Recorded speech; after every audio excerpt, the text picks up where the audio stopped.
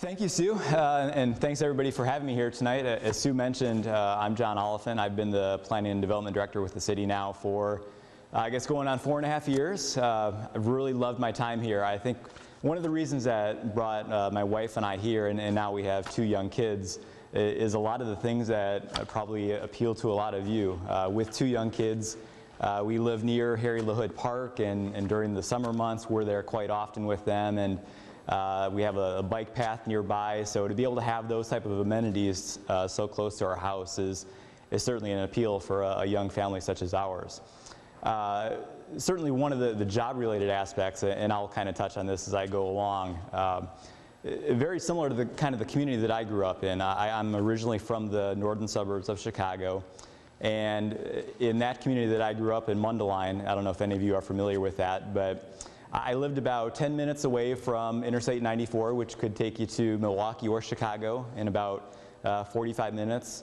Or I could go about 10 minutes west and I could be in cornfields in the complete middle of nowhere. I think one of the appeals for us here is that we have some of the, I guess what I would refer to as more metropolitan amenities that the city of Peoria has to offer, but we also really enjoy the small town life that Washington has to offer as well. So we think that there's a lot of things going for the city right now. Certainly we've had a lot of growth, and again I'll touch on that as I go along, but hopefully we can kind of keep that small town atmosphere that I think is appealing to a lot of people in the community. And if anybody has any questions as I go along, feel free to shout them out. It's certainly not meant to be anything real formal, but if you have anything, let me know. I'd be happy to answer any questions. As most of you are probably aware, the city was incorporated in 1825 by William Holland, so we're coming up on 200 years fairly shortly. We're basically in a part of the town that Mr. Holland used as a part of the original town itself. This is obviously one of the older buildings in the city that we're sitting in right now. We have a lot of older buildings that have been really nicely preserved, and obviously we hope that will continue into the future. The development pattern is what you see in a lot of East Coast cities. It's a grid pattern, basically meaning that you have most of your streets are on a north-south, east-west axis. In most cities we're done that way. You have traditional cities like Savannah, Philadelphia, Baltimore. They were all built on that system so that people, when they were in their car, or actually, well, obviously not at that time, when they were walking or if they were taking some other form of transportation, they knew which way they were going. We're slowly getting back to that type of development today, but over the course of time, we started changing our development pattern, and as you can see in a lot of the streets that we have in the city today, they started taking a more of a curvilinear approach where you didn't necessarily follow that strict grid pattern that we have, at least on the east side of the city, around the square area. Washington is very much a bedroom community, and that means that most of our residents live in the city, but they work elsewhere. We don't have the large industrial base that a lot of the other communities in this area have. Most of our residents work for employers like Caterpillar, Bradley, the hospitals, etc. We're close enough to Peoria and Bloomington Normal where people can commute easily back and forth and come back here in time for dinner with their families. Our government type is a city manager-mayor form, and what that entails is that we have a part-time mayor, Mayor Gary Menier, who leads our city council and all the elected officials. We have a full-time city administrator, Bob Morris, who sadly is going to be retiring here in a few months, and we're interviewing for his replacement. But that is the type of the type of government that we have. Bob does all the day-to-day type stuff with the direction of the council and the mayor, and we take, as a staff, we take all of our guidance from the council and mayor. We're a home rule community, and what that means is that the city adopted an ordinance a number of years ago that gave itself home rule powers that gives the city the ability to pass ordinances and other laws that they wouldn't ordinarily be able to without the direction of the state handing down that type of power. Any city that has at least 25,000 is automatically given home rule authority. Obviously we do not have 25,000 in the community, so it required that the city approve an ordinance to do so.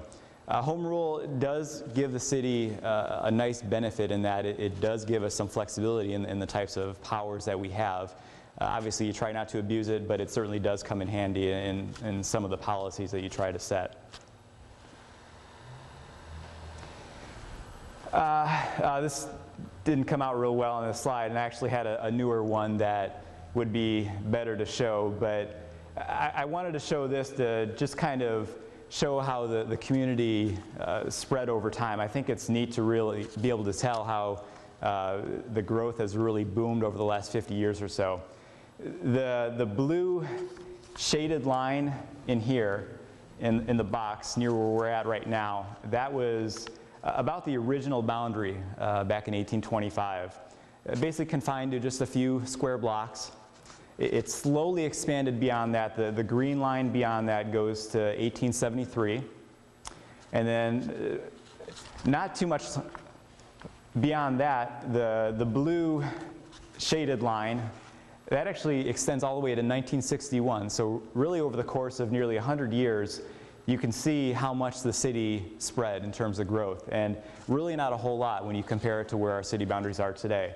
Now if you look at the boundaries on there, and this is an outdated slide, the yellow and black line on there, that is the 2001 boundary.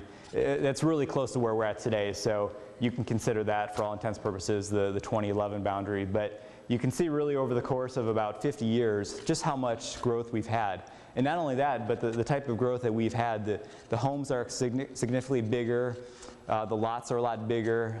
Back when the town was originally incorporated, you could easily have 7 to 8 houses an acre. Nowadays, you typically have 4 to 5 depending on the type of subdivision. So you can tell that the type of growth that we have now is certainly situated with the automobile in mind, and we have a much more strict separation of land uses than growth happened, or than development happened back then.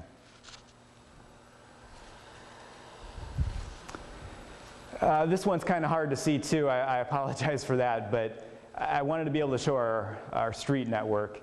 As I talked about just a few minutes ago, the original town around the square and just off of that was based on that grid network. A lot of the houses were built on smaller lots. The streets weren't nearly as wide as we have nowadays. It was intended for a greater walkability than a lot of our subdivisions are built nowadays.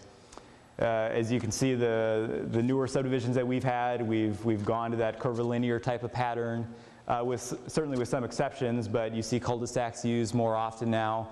There's a greater demand for privacy, and so therefore that's why the cul-de-sac has gained such an importance in not only in Washington development, but all around the country. John, yes? what's that, I assume that's the south. What's that area that is not outlined, is not that open area? This right here. Right there? Is that not in? That's not in the city. Yeah, that's area basically south of South Cummings Lane. That's all out of the county, or out of the city within the county. Okay. Our population change. You've probably all noticed that we had the 2010 census figures that came out recently. So this is hopefully a fairly timely graphic. Going back to 1940, the population was almost 2,500. Going ahead 10 years beyond that, we had a nearly 75% increase in growth to almost 4,300. And then it slowly trickled up a little further up to 6,790 by 1970. 1980 was a huge surge up to 10,364, breaking the 10,000 mark for the first time. But then really over the course of the next 20 years, the city didn't grow a whole lot. The recession of the 80s actually took some of the residents away. Gained a little bit, about 7% between 90 and 2000, up to 10,841. And the newest figures that just came out a couple weeks ago were up at 15,134. I have to admit, I was secretly hoping that we would get beyond that 15,000 mark. Really not for anything other than I think it's nice for psychological reasons to be above 15,000. It certainly makes it easier when you're trying to make your case to retailers or other industry looking at the city to be able to say that, hey, we are a decent sized city that has a lot of growth going on, and and we're not just this little neighbor of Peoria that nobody's heard about. So I think for that, it's a good thing for the city. Now, with the caveat being that something I think I struggle with, I think all of our staff struggle with that deal with the development in the city, is that it's certainly nice to see the development because we're all dependent upon sales tax and income tax, and that's beneficial for the city to keep property taxes as low as possible. But we want to try to make sure that we keep that small town atmosphere. So we want to try to keep all those amenities that have hopefully brought a lot of the residents to the city. And so that's a struggle to try to maintain both those things. Some other demographics, and some of these actually go back to the 2000 census. Some of the 2010 census figures will be released here in the next few months, so some of these are slightly out of date. But we've added almost 1,800 new housing units in the last 10 years, which is really an incredible number for a city our size. We have around 6,000 housing units now, give or take, and I think it's really neat the amount and diversity of housing stock we have. Obviously in this part of the city we have a number of homes that are 100 plus years old, and then we have 1,800 new homes that have been built within the last 10 years. There's really a type of house for anyone out there that may be looking to move into the city.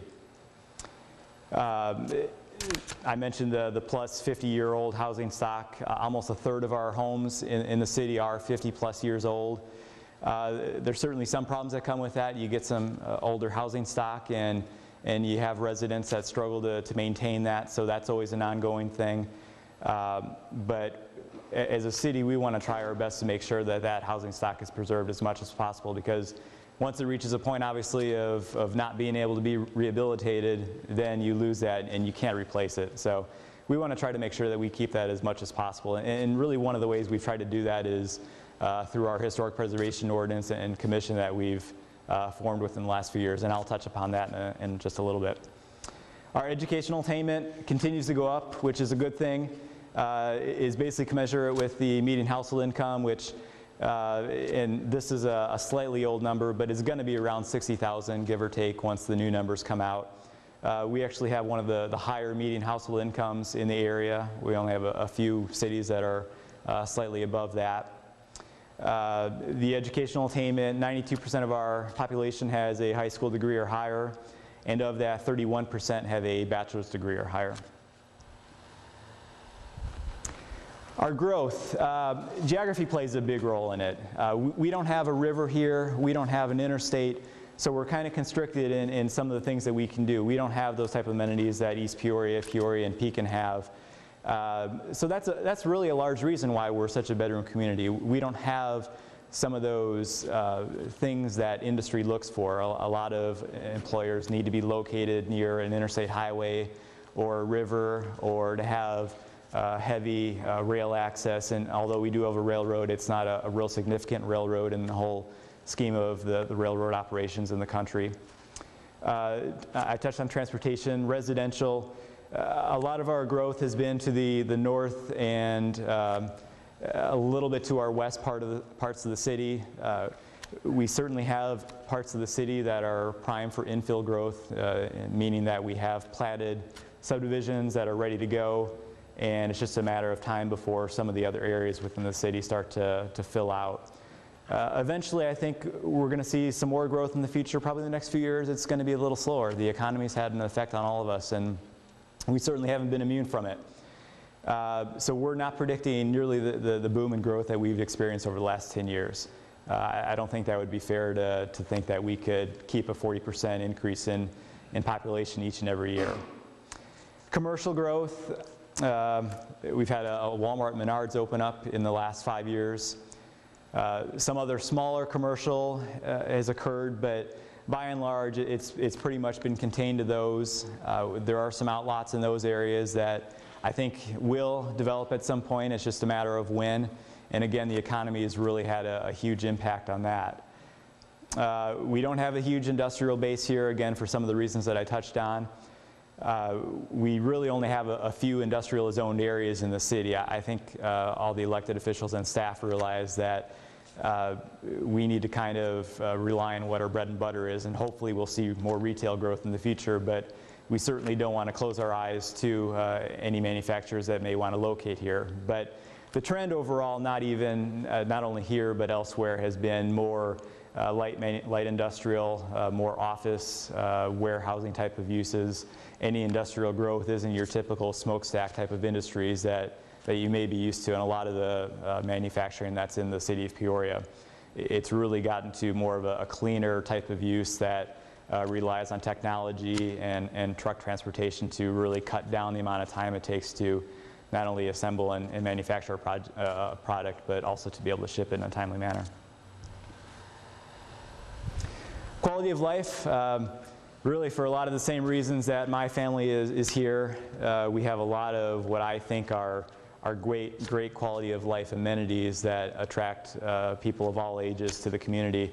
5 Points has been just a huge benefit to the city. I don't think anybody could have ever thought that it would be doing as well as it has. To be able to have that type of building for a city this size is a huge benefit, and really we're more the exception than the rule to be able to have that type of building here.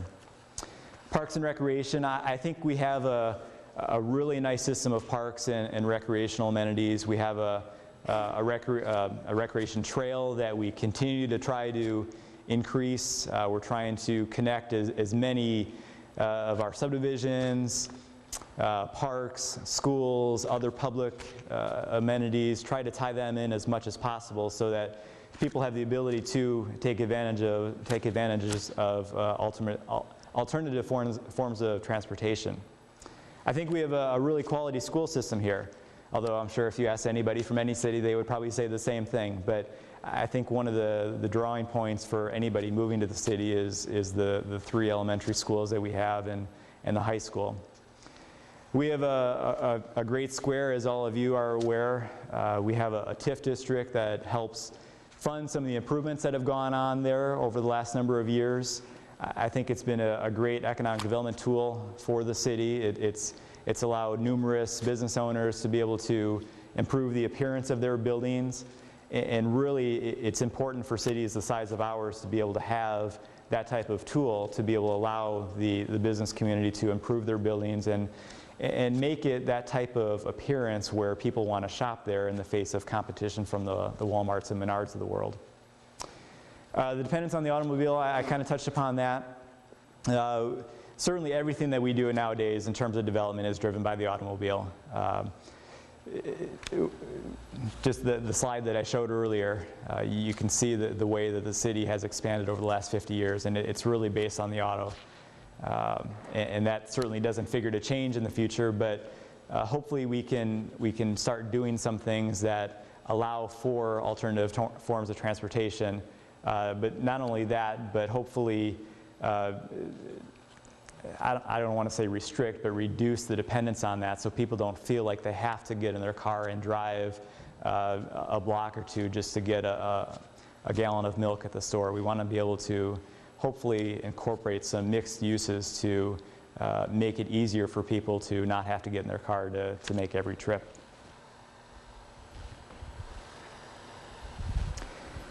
The Historic Preservation Ordinance. Actually have two members of our Historic Preservation Commission here tonight.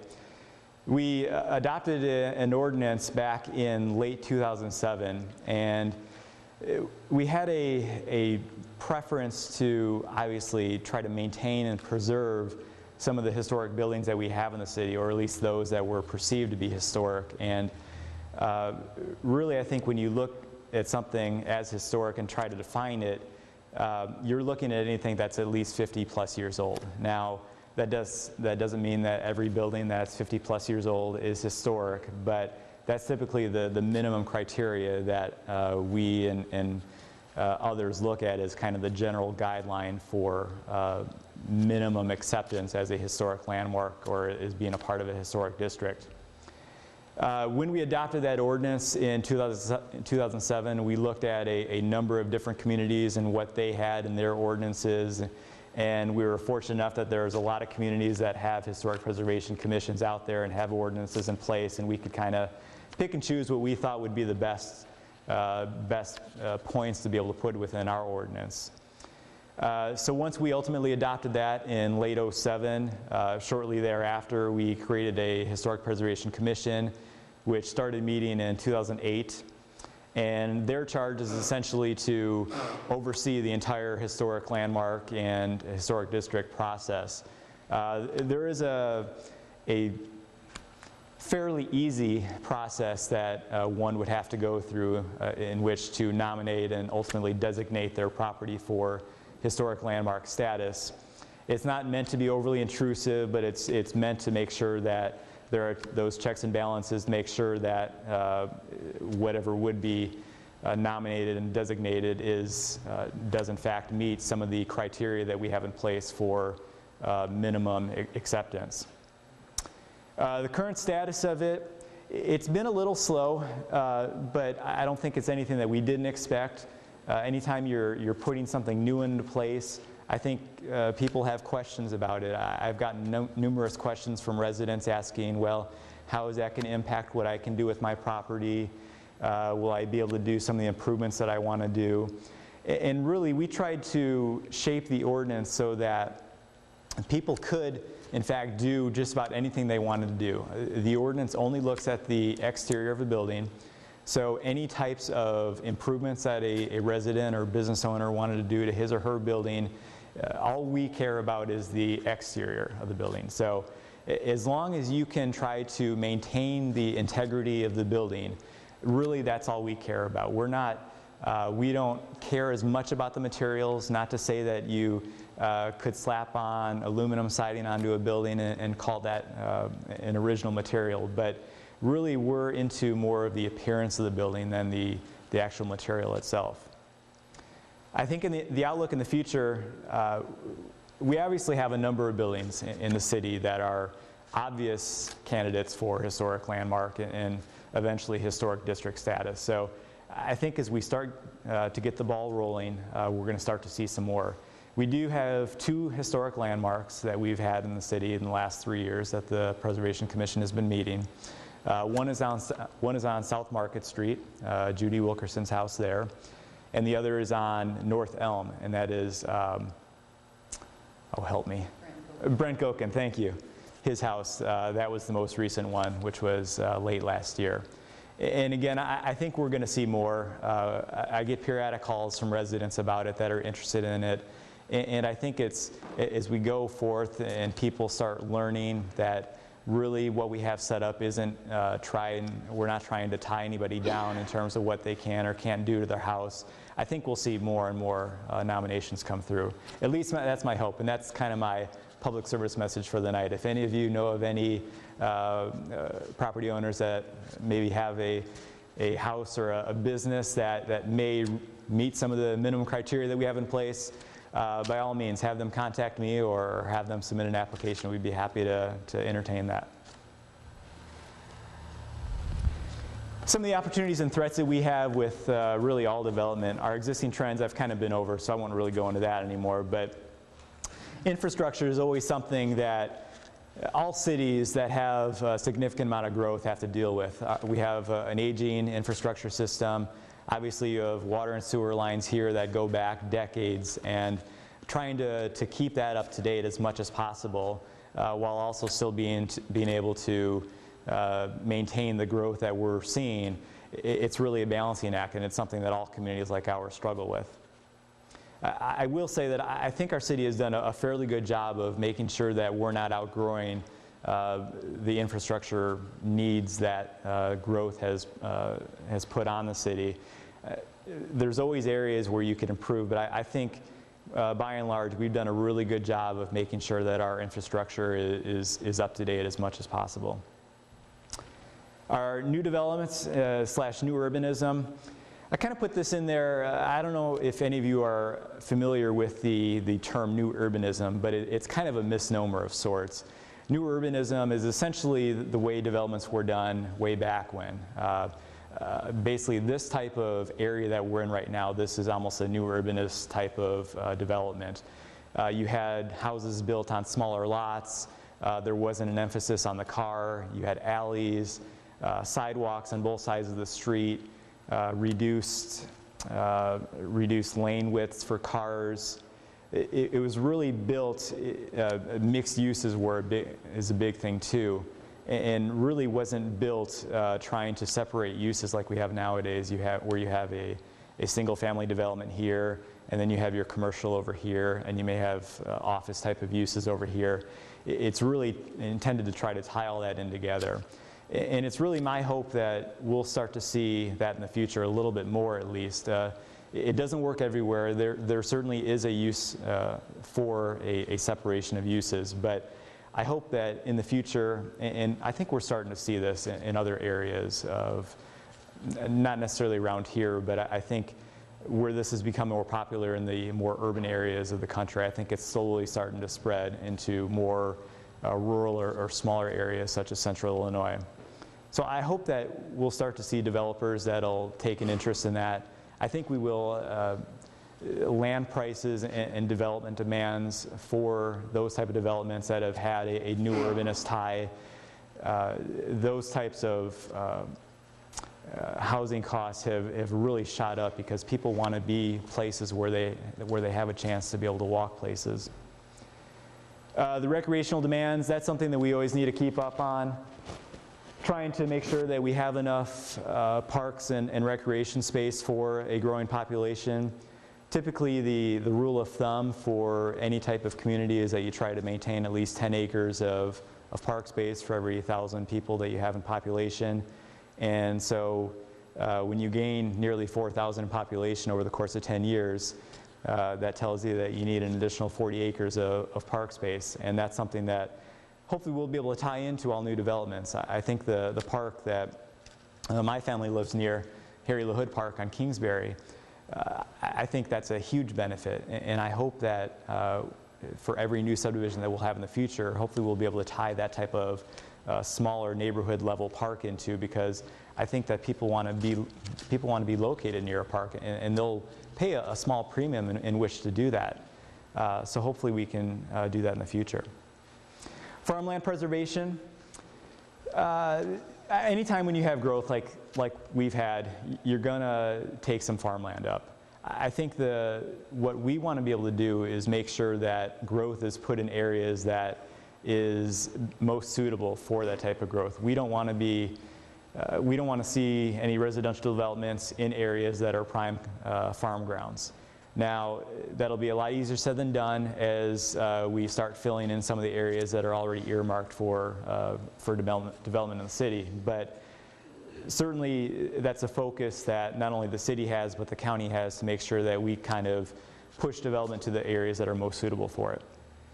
Sunnyland is kind of the big gorilla of sorts.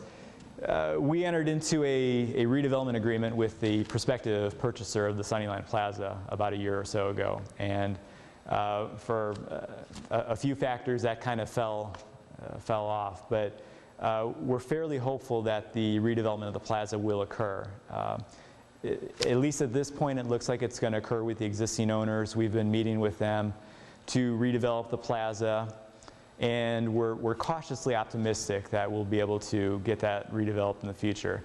Now, I know we've probably said that before. Any of you that may have heard about the plaza in the past know that it's probably something that we've said in the past, but I think we're fairly optimistic that we can get it up and going, and at least closer to what I think we would all like it to be, which is a smaller neighborhood commercial plaza that suits the residents of the Sunnyland area. And we think that with some of the transportation improvements that are going to be going on and that have already been going on along Route 8 and Summit, that's only going to make that area more appealing for any prospective tenants that may be looking at going in the plaza. The downtown/chain retail mix is always an interesting one, and I kind of touched upon this earlier. One of the things that all towns like ours struggle with when you have the growth that we've had is trying to keep a thriving downtown when you have larger big box stores like Walmart and Menards open up. I think the TIF tool that I talked about, in that we've been able to keep some of the businesses thriving through some of the redevelopment agreements that we've had with them, really with the exception of a few buildings, most of them have been really nicely preserved. We have one going right now. Elaine and Gary Lucas are currently rehabilitating the former Blooming Attic building, and that should be opening up here in a couple months, and that'll be another nice addition to the square. The Eastern Bypass, I don't know if I'm ever going to see this built in my lifetime, but it's something we need to plan for. If and when it does happen, and given the state's financial being, it may not happen for 25 to 30 years, if ever, but it's something we need to plan for. And if it does go through, it is certainly going to impact the way we have seen development here right now. Most likely, I don't want to speak for our elected officials, but I figure if it does go through, it'll be on the east side of the city. And if that's the case, that'll certainly open up a lot more land for development than we've seen currently in that area. And if there's an interchange involved, that'll have an increase in traffic in not only that area, obviously, but traffic that'll be coming through the city. So that's something we need to plan for as well.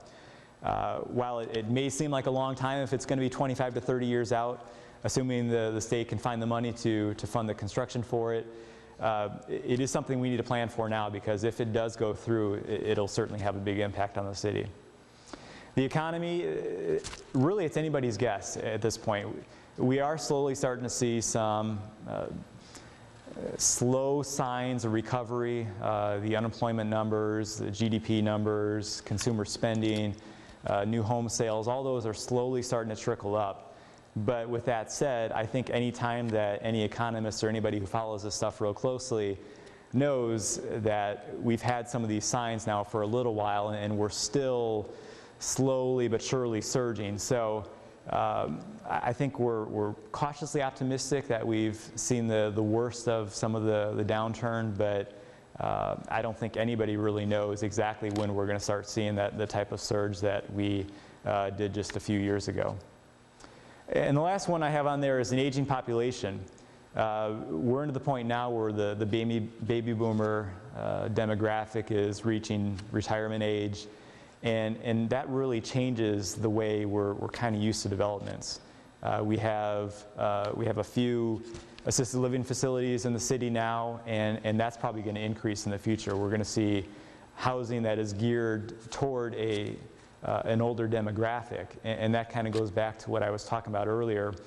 Hopefully we can create developments here that minimize the impact on the automobile, to allow people the ability to walk to a convenience store to get their gallon of milk or a loaf of bread. We'll need to kind of change the way that developers have consistently gone about their type of development. And that's going to be a mindset change for all of us, not only people that work on the municipal level like myself, but those developers that do these type of developments.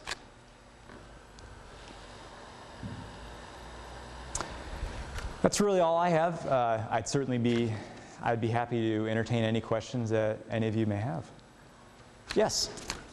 Is there anything that the city could have done to keep Kmart here, or was it a matter of Walmart and Kmart? Well, as you may know, Kmart's been experiencing problems on a corporate level for a number of years now. We obviously would love to see it still operating here. That's just not that's just the way the economy is, and the way it's impacted retailers like Kmart. We can really only do so much for that. Short of kind of rolling out the red carpet and offering a lot of incentives to retailers, there's really not a whole lot that can be done in those cases. I've been told that Kmart had been looking at closing this store for a while now, and it was just a matter of their numbers, their bottom line. We are fairly optimistic that we're going to get that filled. We do have a fairly strong lead at this point on filling that when Kmart closes. And it's not to say that something may change here in a couple months, but we are somewhat optimistic that we are going to get that filled. May I ask you one? Absolutely. What can the city do to help get public transportation, like bus service to Peoria or some of these other areas? Is there anything? Yeah, we've been meeting with our Regional Planning Commission, who handles all the urbanized transportation needs for the Tri-County region. And we've explored the costs of doing such an extension of CityLink to the city. Right now it terminates, one route terminates at Sunnyland Plaza. There's another one that goes to ICC. Those are two separate routes. We've looked into the costs of being able to extend either one of those into the city. The trouble that we run into, and that really any municipality runs into, is there's a very high cost in being able to extend a line like that. With that said, most mass transportation is heavily subsidized. If we were to do something like that, it's typically a 65-35 split, with the city picking up 35% of the cost of extending any line. There's a fairly significant upfront cost in that. You're typically buying new buses for it. You have the operation costs of additional staff. So it's something we're looking at. We're still exploring.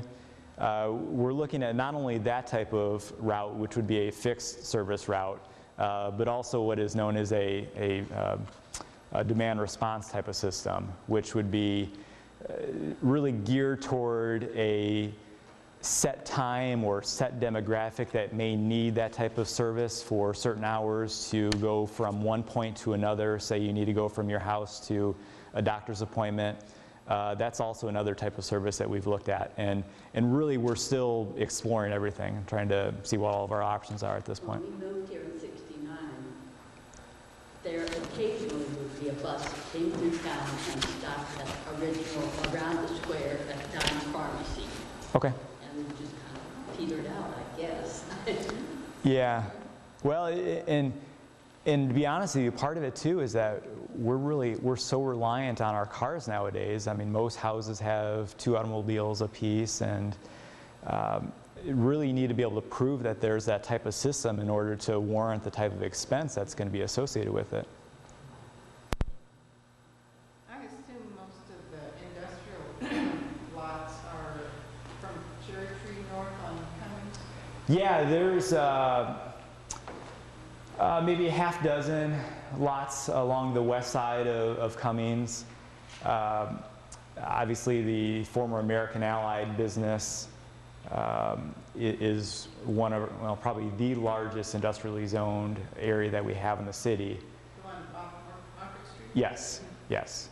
There's not anything interested in that, not any business that can Well, fit that in place, huh? that's a tough one because you have a business there that really did heavy industrial in an area that is primarily residential. So I think if we were to find another employer to go in there, it would have to be something that would be more compatible with the neighborhood. American Allied, it certainly was a great employer for the community, and obviously what happened with the fire was devastating for them and the employers that were there. But there was a significant amount of noise that came out of there, and for the residents that lived near there, that was something that they had to deal with. And so that would be something that we would have to take a close look at.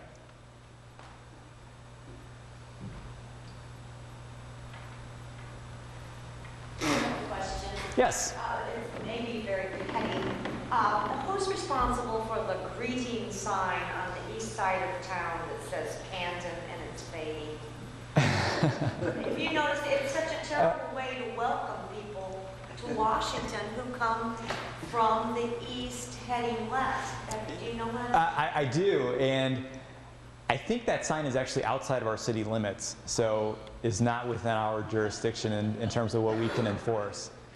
I know where you're talking about, and I don't think it's in our city limits. Yeah, I agree. Okay. Sorry, I can't help you.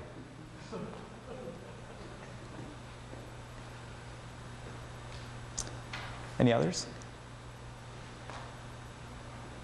Well, again, thanks for having me, and if anybody has any questions that come up afterwards, feel free to send me an email or give me a call at the office. I'd be glad to answer anything that you may have. Thank you very much. Thank you.